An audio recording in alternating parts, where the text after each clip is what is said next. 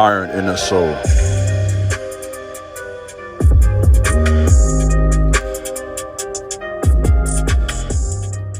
What's up, YouTube? This is your big brother, King Jabez, back today with another very important message. Please subscribe to my channel, like this video, share this video, leave a comment, let me know what you think about my content.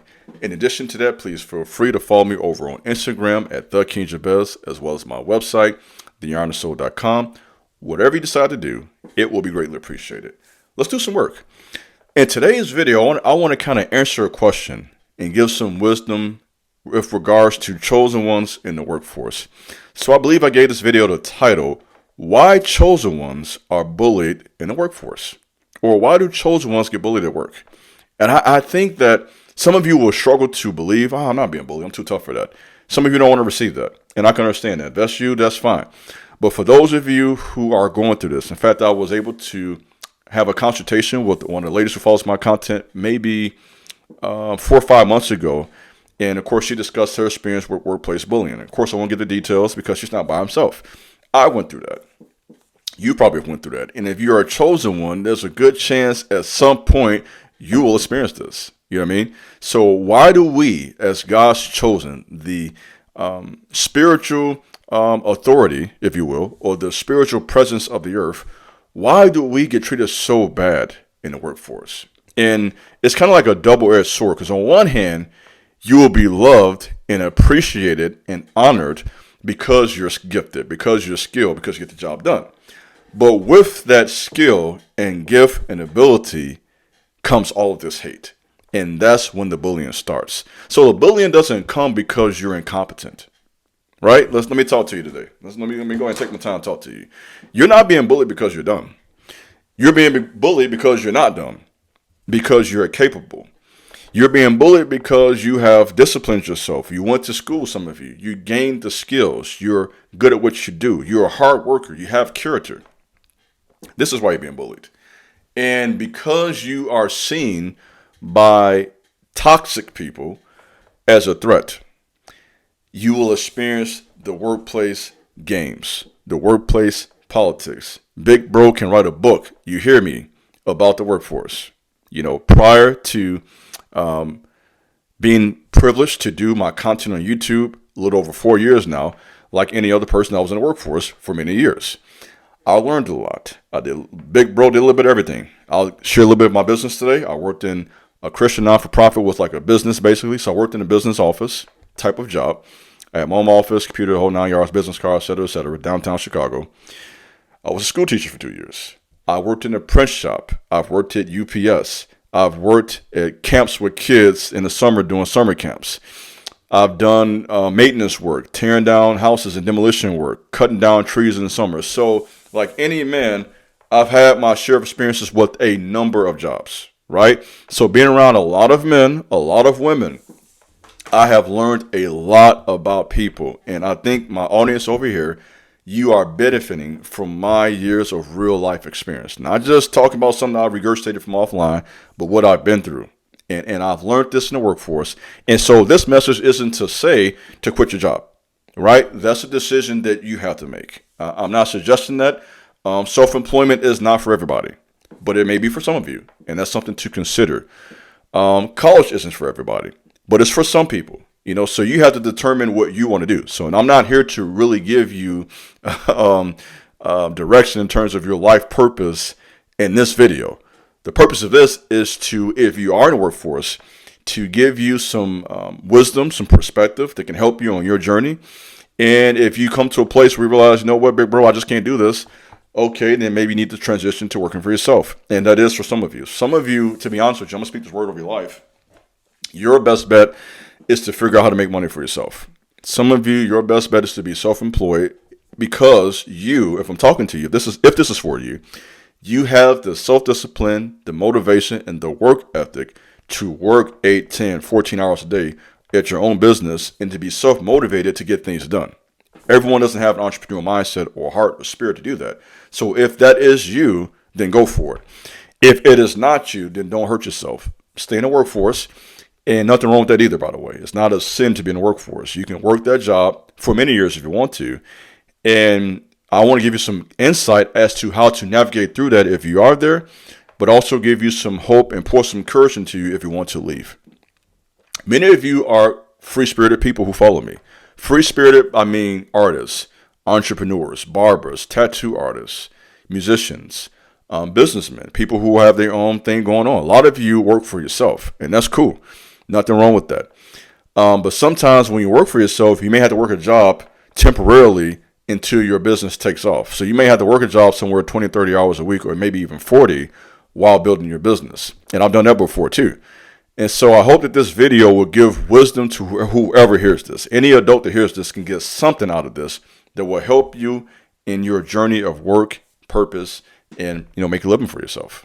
If you are a chosen one in the workforce, you will experience this.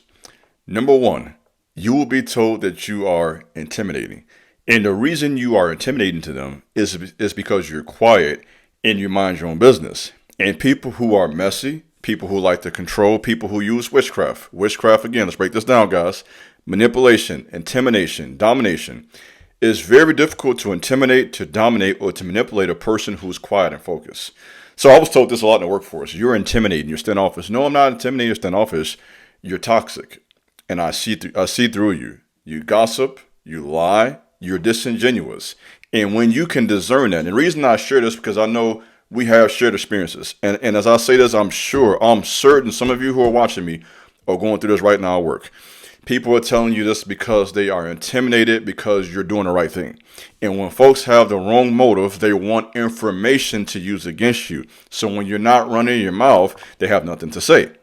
You will go through this especially with the opposite sex if you are an attractive person. If you are an attractive man or woman, people don't talk about this. You're going to be bullied because there's somebody at their job who's looking at you the wrong way. And when you're not interested, they can't take it. And so that's when the lies start. That's when the gossiping starts. So some of you women right now, you're being harassed at work because of how you look. You come in there looking good because you take care of yourself. You have pride in yourself. And there are some men there that can't process that you don't want them. Hello. They can't take that. So now they got to bully you. Now they want to try to use their power, the little power they got, the little dumb position they got. That's why, and I'm going to be honest, that's why that's as far as they ever go in life. Yeah, I went there today, shots fired. That's why that's as far as they will go. It's because they're small-minded. So they're using that little bit of authority they got, which ain't much, to be honest, a little bit of job, and they want to use it over you to bully you, intimidate you because you won't hop in bed with them. So some of you women, I want to pray for you that you will be able to stand up for yourself. And if that happens, they have something called HR. Go to the Human Resources Department. Talk to them. In fact, my mother-in-law, that's what she does. She's HR. Go talk to her if you work where she works at, okay? There's somebody at every job who is HR. So if you got somebody there harassing you, ladies, speak up. Don't worry about their job. Worry about yourself more than their job. You understand? You don't have to sit there and tolerate bullying and harassment every day because you look good. So if that's happening to you, speak up for yourself. To add to that, some of you men, you go through this too. Some of you good-looking men, strong men. You come in there, dress nice, your hair cut, you got your cologne on. There's some women there who want you. And when you don't want them, this has been my experience, they will start lying. Listen to Big Bro. That's why I call myself your big brother. I've been through all the games, all the BS. I've been through it. So they will start lying. They will start gossiping with other women. I know you don't like that. They will start creating this image around you that's not even you. And all of this because you did not give them the attention they want, the intimacy they want, and you don't want to be involved with them. And so now the lies start. So now they have people at your job looking at you like you're there being immoral. Yeah, these are the games that are played. So you have women who lie on men and have people thinking they're a player. And then you have these men who try to harass women because they got the power. So what am I saying? This is a game that both men and women play. So if you are a good-looking man at work, be careful. If you are a good-looking woman at work, be careful. If you are a chosen one, you will experience this type of demonic harassment. In addition to that, if you're in the workforce and you have pride in yourself, you will hear something like this. Why do you dress like that? Why do you have to dress like you run a place? I use it all the time because I wore a suit and tie to my job every day for years. And I tell you, people who don't like you, it just kills them when you look good and you care about your appearance. Ladies, men, you know I'm telling the truth. I'm talking to you now. You come to work. Some of y'all, you come in there suited and booted. You got your nice outfit on. Ladies, you got your hair done. You got on your dress, your heels, boots, whatever you got going on. You guys, you got your cologne. You got your haircut. And there are people there who that burns them up. You hear me? Just looking good. Just minding your business. And hey, I'm not being arrogant. I'm not saying I'm the best looking guy in the world, but I'm a decent looking guy. 6'2", deep voice. I walk to a room, I have very strong body language. I don't walk to a room with my back bent over. My granddaddy taught me that. I walk into a room with my back straight. So I walk into a room, back straight, 6'2", looking right at you, deep voice, cologne on. This is when I wear a shirt and tie. I'm kind of painting a picture for you, right? That bother people. Who do you think you are, right? You're not better than me, and you're not even thinking that. I'm just doing me. But this is, you're projecting, the word I'm looking for, projecting, I'm trying to pull it out. You're projecting your insecurities onto me. So if you are a chosen one, guaranteed if you're in the workforce, there's somebody there, workforce rather, that feels away just by your presence. You're just minding your business. You're not thinking what they're thinking. You're thinking, if you're me, we think the same, a lot of us, right? I'm going to work. I want to look my best. This is a business, right? This is how I was thinking. This is a business. I have an office. I have business cards. I have a computer here. This is how I take care of my family. I'm coming in here 10 toes down. So I'm coming in suited and booted. That bothers people. I got my suit on, got my work bag, and as soon as you come in, you send them eye rolls. You feel me? You feel that shade right away. Come on, you know I'm telling the truth, guys. Come on, let me talk to y'all. Y'all know, you know how it's going to work for us. People rolling their eyes at you, looking at your shoes, trying to think about how much them clothes cost. People are petty. And I know y'all going through this. Somebody come on in the comment section. Come on now. Come on through. Comment. I know you're going through this. So you say, okay, big bro, we're going through this. What do I do? It's a lot of things. You know what I mean? I'm not going to sit there and tell you, first of all, I'm not going to say all of you all should go into self-employment because that's not the answer for everybody. Okay, so I'm in self-employment right now. Self-employment is very difficult. Okay, I wouldn't go back to the workforce. Me personally, I enjoy it, but it's not for everybody. So if you want to work for yourself and you feel like you have what it takes to be self-employed, which is more work, by the way, if you think it's going to be easier, it's not easier. So let me put that out there. But if you, like me, just can't get with the workplace culture and the game plan and the politics, and you say, I'm gonna just do me, then this may be for you. And if you do that, be prepared to work a lot of hours. Be prepared to pray a lot, to fast a lot. This is what Big Bro do. Really tap into who God is to get very clear divine instruction for how to lead your family through this fallen world. So that being said, some of you, it may be to leave, but for those of you who can't do that, okay, and right now it's January, it's cold outside, it's below 2 here, you got bills, cuz. You feel me? You got bills. That light bill due, gas, mortgage, rent, car note. You got bills. It's cold outside. You got kids depending on you. So I'm not sitting here telling you to leave your job because I'm doing this little YouTube talk. Okay? But what I am saying is that, I want to give you some perspective. I don't want you to feel like, okay, is it me? Am I crazy? Why am I going through this? I'm telling you what was my experience. And I can really break this down, man. I should write a book one day, to be honest, about all the lessons I learned. Good and bad. Okay, so it wasn't like it was just all bad. There was a lot of good there. I met a lot of good people. Let me put that out there too. Because I got to be consistent. I can't be on this camera and give you one side of the story. In the workforce, I met a lot of great people. Let me put that out there too. A lot of good people. Learned a lot of lessons I couldn't have learned no other way. Was able to gain some skills, experience, exposure, connections, going to conferences. I had a lot of good experiences. Okay, so I don't want to paint this picture like it was just years of hell. That's not true. Okay, there was a lot of good. But I want to give you the bad as well. This is the bad, and this is the good. So you think about the workforce. Of course, you have consistent pay. You may have insurance and benefits. You may be doing what you like to do. You may have people at your job who you actually like, who you can connect with and have a friend. You may meet your spouse at your job. So there's a lot of great things that happen in the workforce, right? A lot of connections. This is reality. This is how the world works. But I want you to also understand that bullying doesn't end in high school, unfortunately. Bullying doesn't end in college. There is something called workplace bullying. And if you are a chosen one, there is a really good chance you may experience some of that. And so the purpose of this video is to give you a bit of a heads up, to give you a warning, because if you know what's coming, you're not as surprised. Me personally, Big Bro, it seemed like, for whatever reason, I seemed to be God's guinea pig. He didn't let me see it coming. I got blindsided by it. I was just, like a baby did, la da da da da, and boom, get punched in the face. Don't see it coming. It's like, whoa, this how people are out here? Oh my goodness. When they started the lies and the gossip and the rumor mill and everything else, I was stunned. So here I am now telling you from my experience, the good and the bad, by the way. It wasn't just bad, okay? Because I'm sitting in this house right now because the job worked. Let's be clear on that.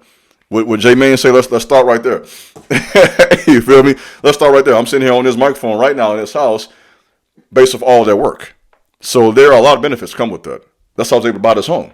The work experience. So I'm not telling you to quit your job. Use your head, big bro, and telling you to be done.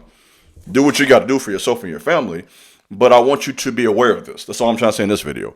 If you go into a job, don't go into a rose-colored glasses on.